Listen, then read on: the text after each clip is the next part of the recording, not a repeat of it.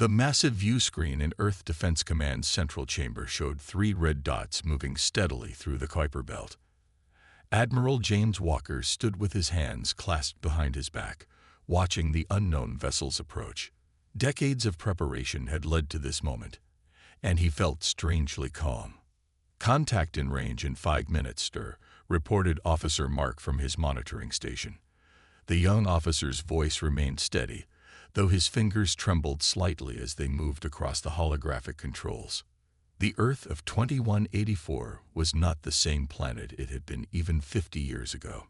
United under the Global Defense Treaty, humanity had spread throughout the solar system, establishing colonies on Mars and mining operations in the asteroid belt.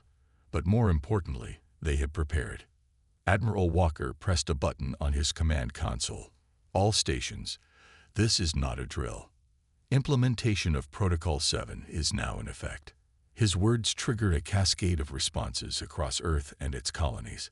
Hidden defense platforms emerged from their camouflaged positions on the Moon's surface. Orbital weapons arrays powered up silently, their existence unknown to the approaching vessels. The largest of the alien ships, nearly 2 kilometers in length, slowed as it approached Mars' orbit. Its design was elegant but clearly built for intimidation, with sharp angular edges and weapon ports visible along its hull. 2 smaller vessels flanked it in a standard escort formation. "Sir, they're broadcasting on all frequencies," reported Communications Officer Lisa Brown. "The signal appears to be using basic radio waves. They're making it easy for us to receive." Walker nodded. "Put it through." The main screen flickered, revealing a humanoid figure with pale blue skin and elaborate ceremonial armor. Its eyes were entirely black, and a series of ridges ran along its hairless head.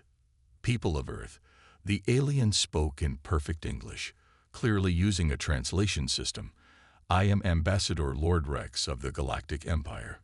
We have come to welcome your world into our grand civilization. Your technological advancement has reached the threshold where contact is permitted. Prepare to receive our delegation." Walker allowed himself a small smile. The Empire clearly expected to find a planet of primitives barely achieving spaceflight. They had no idea that Earth had detected their scout ships years ago, or that humans had been intercepting their communications for decades. "Ambassador," Walker responded, his voice firm but diplomatic, "we appreciate your greeting. However, I must inform you that entering Earth's solar system requires prior authorization. Your vessels have crossed our border without permission." The alien's expression shifted slightly. "Surprise," Walker guessed. "Border? I'm afraid you misunderstand.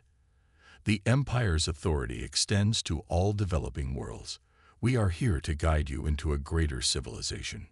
"That's where you're wrong, Ambassador."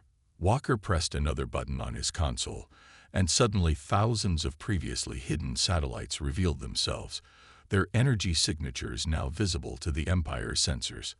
Around Mars, defense platforms emerged from within the red planet's moons, their weapons trained on the Imperial vessels. The ambassador's black eyes widened.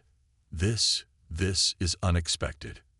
Our scans showed only basic space capability." "We prefer it that way," Walker replied. "Now I'll say this once. This system is closed to unauthorized entry. You have 1 hour to turn your vessels around and leave our space." "You cannot be serious," Lord Rex said, his diplomatic tone cracking slightly. "The Empire controls 50,000 star systems. We have fleets that could darken your skies. This is not a request, Admiral. This is a courtesy notice before your inevitable incorporation into the Empire." Walker shook his head. "Perhaps I wasn't clear enough." He gestured to Officer Brown, who activated another signal. Around Earth, massive ground-based cannons emerged from hidden bunkers. In orbit, cloaked defense platforms materialized, their weapons already charged.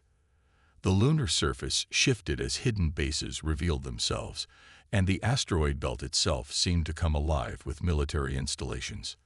"We've been watching, waiting, and preparing," Walker continued. "We know about the Empire's incorporations of other worlds. Earth chose a different path. This is your only warning. Leave our solar system, or we will be forced to demonstrate exactly how seriously we take our sovereignty. The ambassador's face had lost its diplomatic mask, showing genuine shock. This will be reported to the Imperial Council. You cannot stand alone against the Empire. We've stood alone for thousands of years, Walker replied. It's what humans do best. Your hour starts now, Ambassador.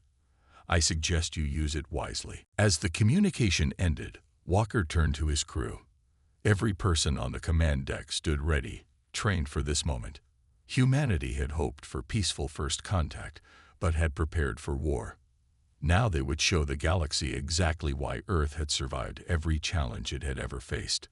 The clock started counting down, and the real test of humanity's preparations was about to begin. The Global Council chamber was silent as the hologram of Ambassador Lord Rex floated above the central table. 50 world leaders watched as the Imperial diplomat's message played out.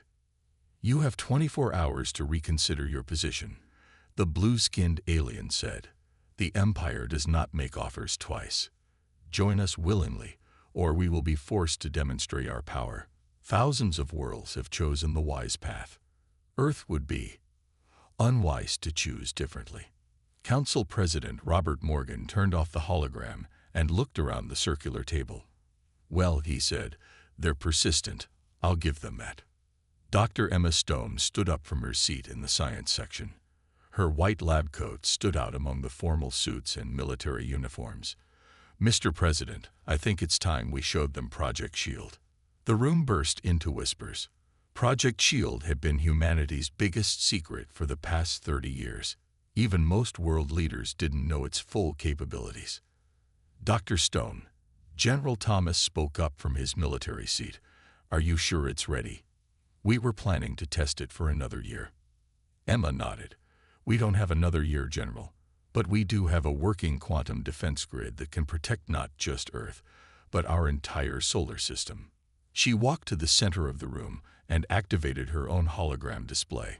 The solar system appeared in miniature, with Earth glowing blue at its heart. For 30 years, we've been building quantum-linked satellites throughout our system. They're powered by zero-point energy, making them completely self-sufficient. The hologram zoomed in on Earth, showing thousands of invisible connection points around the planet. When activated, these satellites create an energy field that can stop any known weapon. Even better, it can redirect the energy back to its source. President Morgan leaned forward. And you're certain it will work against their weapons? We've had their technology for decades, Emma replied. Remember the Roswell crash? That wasn't just a crashed scout ship. It was a gift from a faction within the Empire who opposed their expansion. They'd been secretly helping us prepare. The room fell silent again as this revelation sank in. Humanity hadn't just been building blindly. They'd had help. Admiral Walker, who had joined the meeting via secure link from Defense Command, spoke up. The Empire's ships are still holding position near Mars. Their weapons are charged, but they haven't moved closer. I think they're surprised we haven't backed down yet. Most worlds surrender at first contact, General Thomas added. The Empire's reputation usually does the work for them. They don't expect resistance. Then let's show them something really unexpected, President Morgan said. He pressed a button on his console, and a new figure appeared on the main screen, Captain Jack Riley of the Mars Defense Force. Captain, Morgan addressed him. Is the Mars surprise ready? Jack smiled. Yes, sir. All colonists are safely in the underground cities, and our surface buildings are rigged. The Empire thinks they're watching a few thousand vulnerable colonists. They have no idea about the 2 million people and military force hidden below the surface. Good, Morgan nodded. Dr. Stone, how long to activate Project SHIELD? The system is ready now, she replied. We can have full coverage in 15 minutes. But sir, once we turn it on, the Empire will know exactly how advanced we really are. There's no going back. President Morgan stood up, looking at each council member in turn. Humanity has never bowed to tyrants before. We didn't survive ice ages, plagues, and our own wars just to surrender to the first empire that came calling. Admiral Walker. Yes, sir. Send our response to the empire.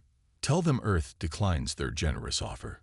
Tell them that this system is and always will be closed to imperial entry. And if they attack? General Thomas asked. Morgan's face hardened. Then we show them why Earth has never been successfully invaded. Dr. Stone, activate Project Shield. General Thomas, ready all defense forces. Captain Riley, prepare your surprise on Mars. As the orders went out, Emma began the activation sequence for Project Shield. Around Earth, Mars, and throughout the solar system, quantum satellites hummed to life. A slight shimmer appeared in space as energy fields formed, ready to protect humanity's home. The Empire had given Earth 24 hours to surrender. Instead, humanity had just 24 hours to prepare for war. But unlike every other world the Empire had encountered, Earth was ready for this fight. They had been ready for generations. The Empire didn't wait the full 24 hours. Their attack began exactly 6 hours after Earth's refusal, targeting what they thought was humanity's weakest point, Mars. Multiple Imperial warships approaching Mars, sir. Officer Mark's voice was tense but controlled as he reported to Admiral Walker. They're launching what appears to be their standard planetary bombardment pattern. Walker watched the massive display as 20 Imperial ships moved into attack formation around Mars. Their weapons charged with a purple glow that lit up the black space around them. Send the signal to Captain Riley, he ordered. Operation Red Dust is now active. On Mars, Captain Jack Riley received the message in the underground command center. He pressed a button on his control panel and spoke into his microphone. All units, execute Red Dust. I repeat, execute Red Dust. The Empire's ships fired their first volley. Massive energy beams struck Mars's surface, hitting what appeared to be the main colony dome. The structure exploded in a spectacular display of exactly what the humans wanted the Empire to see. Sir, one of the Imperial commanders reported to their fleet leader, direct hits on primary target. Colony dome destroyed. No signs of. Wait. He paused, checking his readings again. Something's wrong. I'm not detecting any atmosphere loss. No radiation leakage. The dome. It was empty. Before the Empire could process this information, the red Martian soil began to move. What looked like natural rock formations split apart, revealing massive gun batteries. The abandoned mining facilities transformed as armored panels slid away, showing rows of missile launchers. Multiple weapon signatures detected. The Imperial commander shouted. The entire surface is armed. Captain Riley smiled as he gave the order. All batteries, open fire. Show them why Mars is called the god of war. The surface of Mars erupted with firepower. Thousands of energy beams and missiles launched simultaneously, catching the Imperial fleet in a perfectly planned crossfire. The Empire's ships had arranged themselves in an attack formation that now worked against them, limiting their ability to maneuver. Back on Earth, Admiral Walker watched with satisfaction as the Mars defense grid performed exactly as designed. Dr. Stone, he called over the comlink. How's the shield holding? Perfect. Emma replied from her control station. The quantum grid is absorbing and redirecting their energy weapons. Their shots are literally powering our defenses.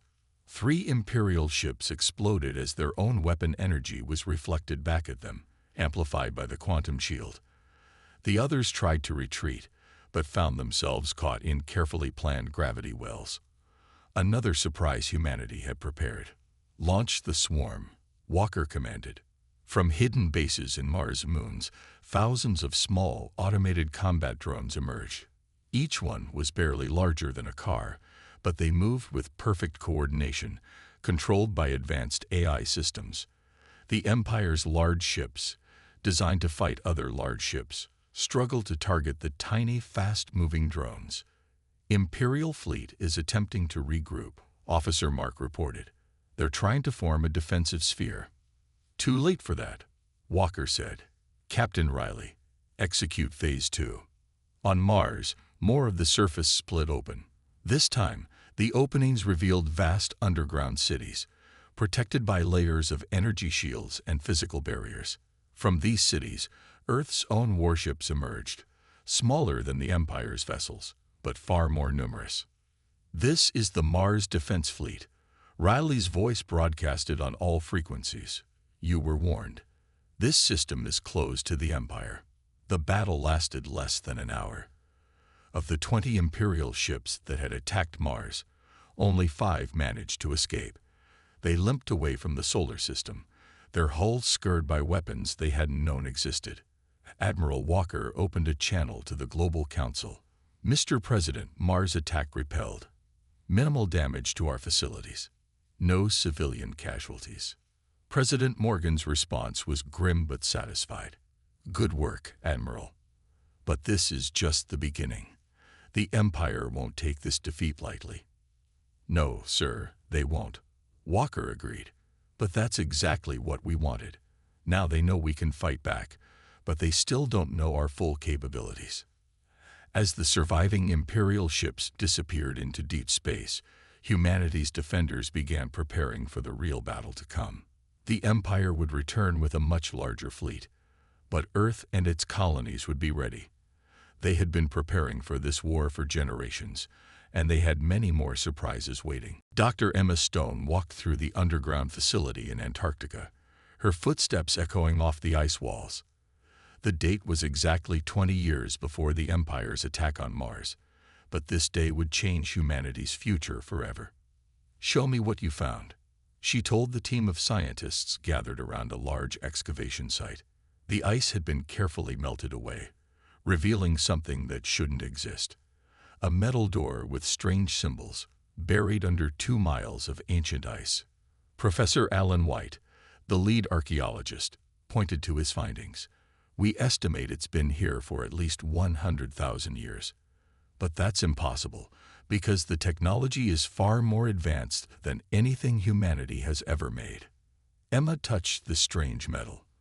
It was warm despite being surrounded by ice. "Open it," she ordered. The team had spent months figuring out the locking mechanism.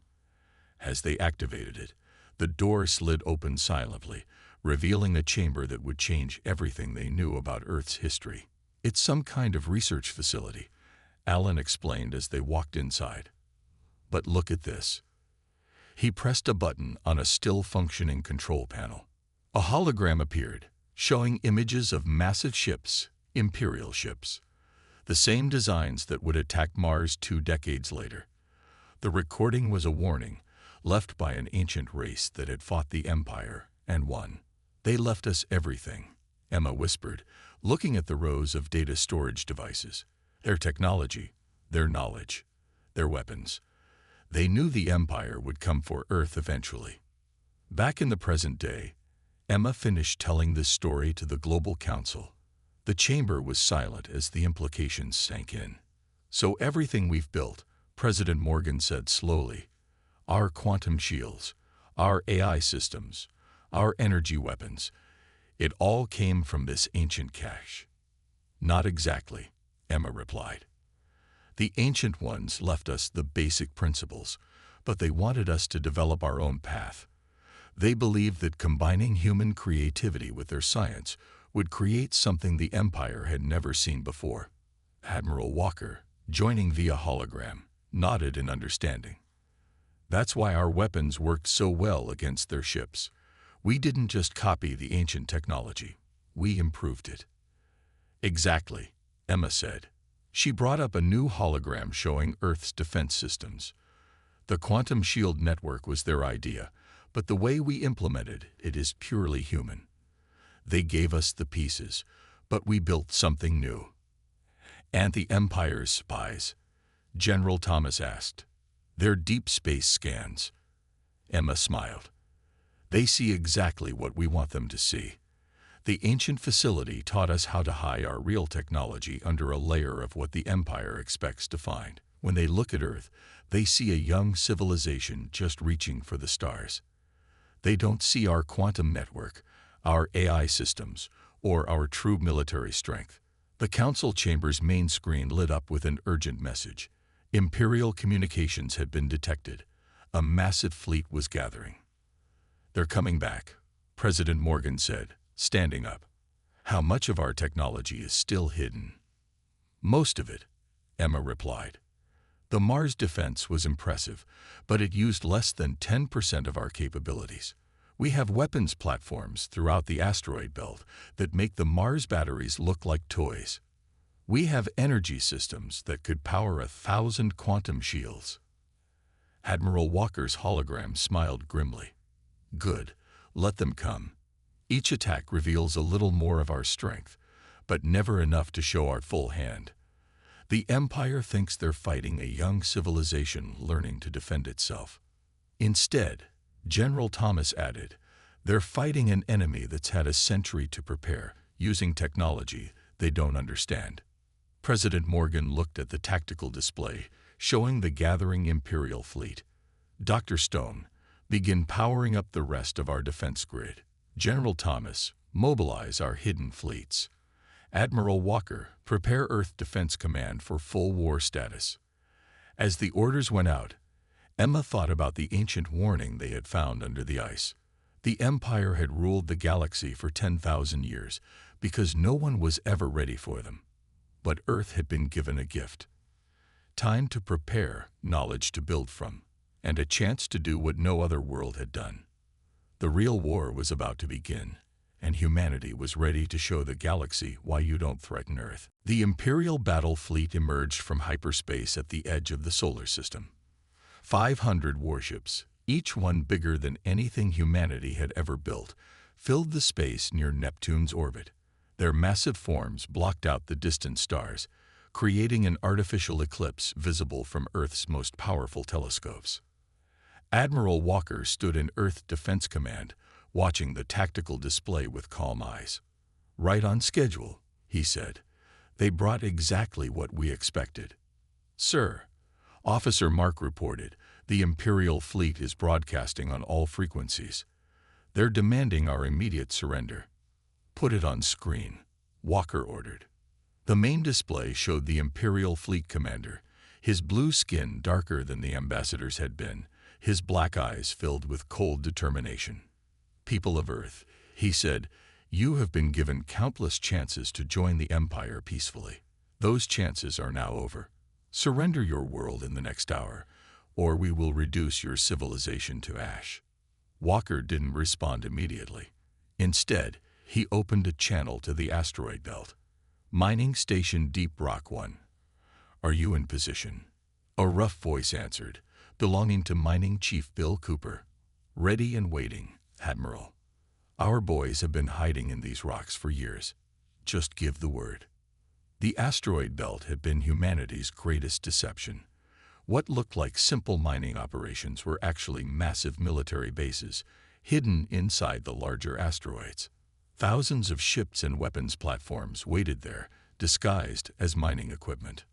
Walker opened another channel. "Dr. Stone, status of the quantum grid." "All systems ready," Emma replied from her control center deep under the Antarctic ice. "The grid is running at full power, but invisible to their scans. They still think Mars was a lucky defense." Walker nodded and finally responded to the Imperial commander. "This is Admiral Walker of Earth Defense Command. Your threat is noted. Our answer remains the same. This system is closed to Imperial entry. Leave now." The Imperial commander's face showed a mix of anger and disbelief. "So be it. All ships, begin the attack pattern. Destroy everything." The Imperial fleet moved forward in perfect formation, their weapons charging. They had learned from the Mars attack and spread out their ships to avoid crossfire. It was a good strategy, against the defenses they knew about. "They're in position," Walker said calmly. "Execute Operation Avalanche." Throughout the asteroid belt, what looked like normal rocks began to move. Hundreds of asteroids, secretly equipped with engines, started accelerating toward the Imperial fleet. At the same time, weapons platforms emerged from hiding, and ships that had appeared to be simple mining vessels revealed their true nature. The Imperial commander's eyes widened as his tactical display lit up with thousands of new targets. Impossible. Where did they? His words were cut off as the first wave of attacks hit. The asteroid belt erupted with firepower, catching the Imperial fleet in a massive crossfire. Hidden railguns launched special projectiles that created localized gravity wells, trapping Imperial ships in place. Quantum grid activating, Emma announced. A shimmer spread across space as the full power of Earth's defense network came online. Imperial energy weapons fired, only to have their shots absorbed and redirected back at them with double the power. All units, attack pattern Delta, Walker commanded. From behind Earth's moon, hundreds of ships emerged, humanity's main battle fleet, hidden there since the Mars attack. They were smaller than Imperial vessels, but faster and more maneuverable. The space around the solar system turned into chaos. Imperial ships found themselves trapped between the asteroid belt forces and Earth's fleet. Their supposedly superior position turned into a deadly trap. The quantum grid prevented them from escaping into hyperspace, forcing them to fight. Status report, Walker demanded as the battle raged. Enemy fleet taking heavy losses, Officer Mark replied. Our casualties minimal. The quantum grid is holding. They're trying to retreat, but the gravity wells have them pinned. The Imperial commander's face appeared again on the main screen, now showing real fear. How? How did you hide all this? Walker allowed himself a small smile. We've had a long time to prepare, Commander. This is our home, and we don't surrender our home to anyone. The battle continued for hours, but the outcome was never in doubt. By the time it ended, over half the Imperial fleet had been destroyed. The survivors fled in panic, leaving behind a clear message. Earth was not the easy target they had expected. As Walker watched the Imperial ships retreat, he knew this wasn't over. But humanity had just shown the galaxy something it had never seen before.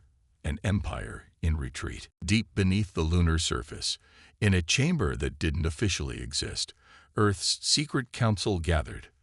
The room was circular, carved directly from the moon's rock, with 12 seats arranged around a central hologram projector. This was the true power behind humanity's defense. The Inner Circle. Dr. Emma Stone stood before them, presenting her latest findings.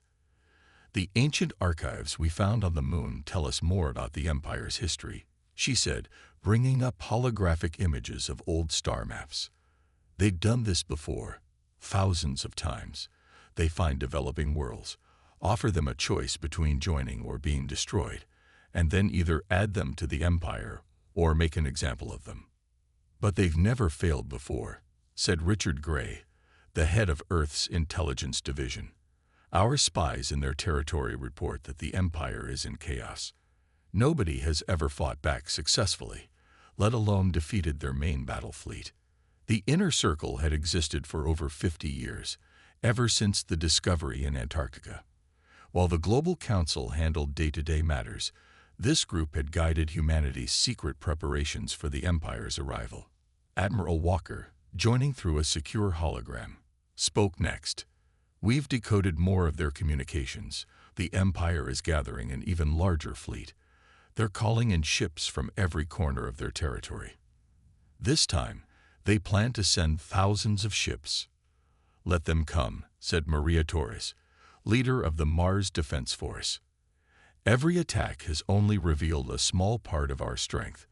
They still don't know about our bases on Europa or the fleet hidden in Saturn's rings. The hologram projector showed new images, massive shipyards hidden inside Jupiter's moons, weapon platforms disguised as comets, and defense systems that could harness the power of the sun itself. There's something else, Emma said, her voice growing serious. She brought up images from the ancient archives. The civilization that left us their technology. They weren't the only ones. There are others out there, worlds that have been waiting for someone to stand up to the Empire. They've been watching us. The chamber filled with murmurs as she continued. We've received encoded transmissions from 12 different worlds. They've been building their own defenses in secret, waiting for a sign that resistance is possible. Our victory over the Imperial fleet was that sign. William Reed, head of special projects, leaned forward. Are you suggesting what I think you're suggesting? Yes, Emma replied. We're not just defending Earth anymore. We have a chance to free the galaxy from the Empire's control. But first, we need to survive what's coming. The hologram shifted to show the approaching Imperial Armada, the largest fleet ever assembled in the Empire's history. Over 3,000 ships, gathering just beyond Pluto's orbit. They'll be here in 3 days, Admiral Walker reported. They think they're ready for anything we might have. They think they've learned from their defeats. Maria smiled. They haven't learned anything. Everything we've shown them so far has been exactly what we wanted them to see. They still don't know about our best weapons or our strongest defenses. Or our new allies, Richard added. My agents report that several worlds are preparing to revolt the moment the Empire commits its fleet to attacking us. They'll never be more vulnerable than when they throw everything at Earth. The leader of the Inner Circle, an older woman named Diana West, stood up.